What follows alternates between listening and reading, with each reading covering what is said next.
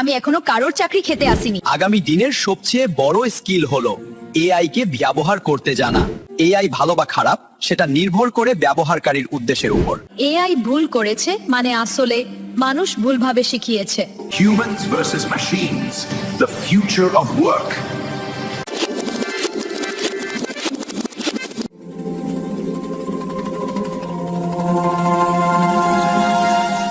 সবাইকে স্বাগতম মানুষ বনাম মেশিন পডকাস্টে। সাথে আছি আমি রিয়াজউদ্দিন আহমেদ।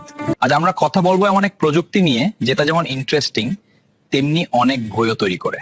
সেটা হলো কৃত্রিম বুদ্ধিমত্তা বা এআই। অনেকে বলে এআই একদিন মানুষের চাকরি খেয়ে ফেলবে, আবার কেউ বলে এটা মানুষকে আরো শক্তিশালী করে তুলবে।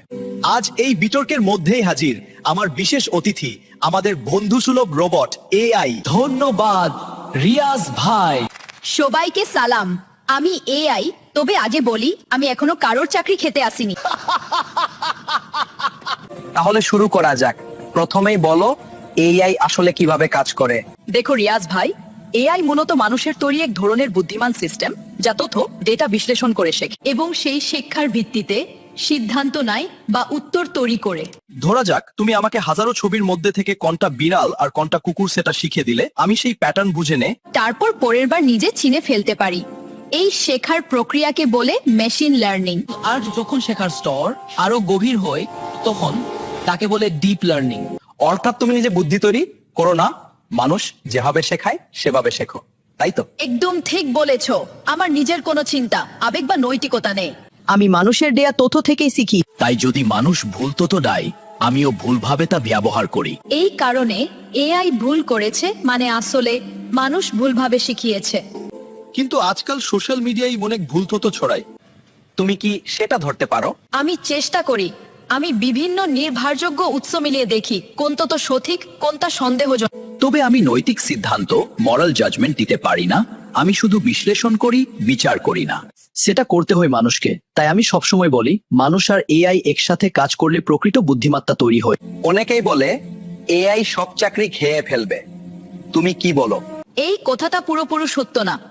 এআই চাকরি ধ্বংস করবে না, বরং চাকরির ধরন বদলে দেবে। যে কাজগুলো বারবার করতে হয়, যেমন ডেটা এন্ট্রি, হিসাব, কাস্টমার সাপোর্ট, সেগুলো আমি দ্রুত করতে পারি। কিন্তু যে কাজগুলোতে সৃজনশীলতা, অনুভূতি, বিচারবোধ দরকার, সেগুলো মানুষ ছাড়া সম্ভব নয়। তাই ভবিষ্যৎ হবে মানুষ প্লাস এআই এর যোগ, যেখানে মানুষ সিদ্ধান্ত নেবে, এআই সাহায্য করবে। অসাধারণ। তাহলে মানুষকে কি নতুন স্কিল শিখতে হবে? অবশ্যই। আগামী দিনের সবচেয়ে বড় স্কিল হলো এআই কে ব্যবহার করতে জানা। তুমি যদি জানো কিভাবে এআই কে নির্দেশ দিতে হয়, কিভাবে যাচাই করতে হয়, তাহলে তুমি এগিয়ে থাকবে। নতুন চাকরি হবে AI prompt engineer, data analyst, creative tech designer, AI ethics trainer, robot operator.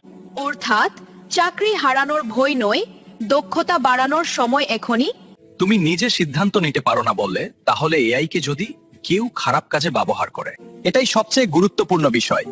AI ভালো বা খারাপ সেটা নির্ভর করে ব্যবহারকারীর উদ্দেশ্যের উপর।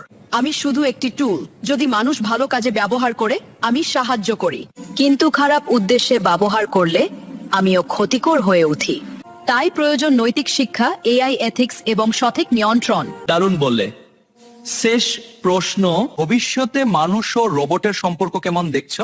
আমি দেখি এক সুন্দর সহযোগিতামূলক ভবিষ্যৎ, যেখানে মানুষ চিন্তা করবে, আমি বিশ্লেষণ করব। মানুষ নেতৃত্ব দেবে, আমি সহায়তা করব।